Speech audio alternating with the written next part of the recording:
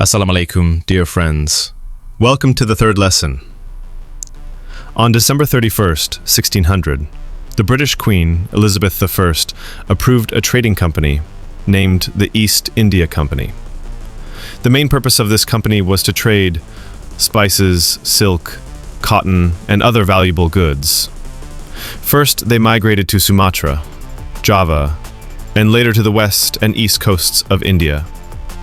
The company's entry into Bengal in the late 17th century, the English East India Company started trading in Bengal.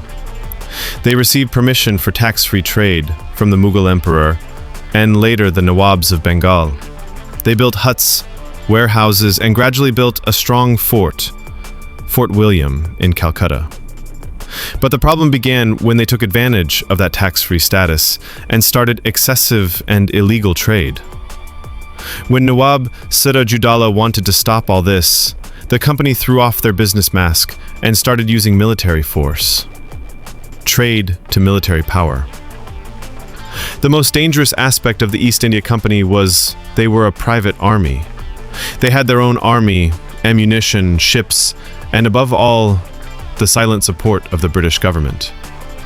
They did not just trade, but also engaged in political intrigue, bribery, breach of contract, and ensnaring local leaders.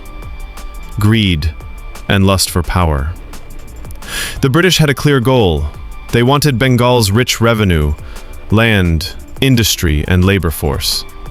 They understood that the profits from trade alone were limited, but if they could take over the governance of Bengal, then they would benefit 100-fold. For this reason, they resorted to internal intrigue. They formed an anti-Nawab clique by luring Mir Jafar, Jagat Sheth, Rajbalab, etc. with money. Key points: the East India Company came first to do business.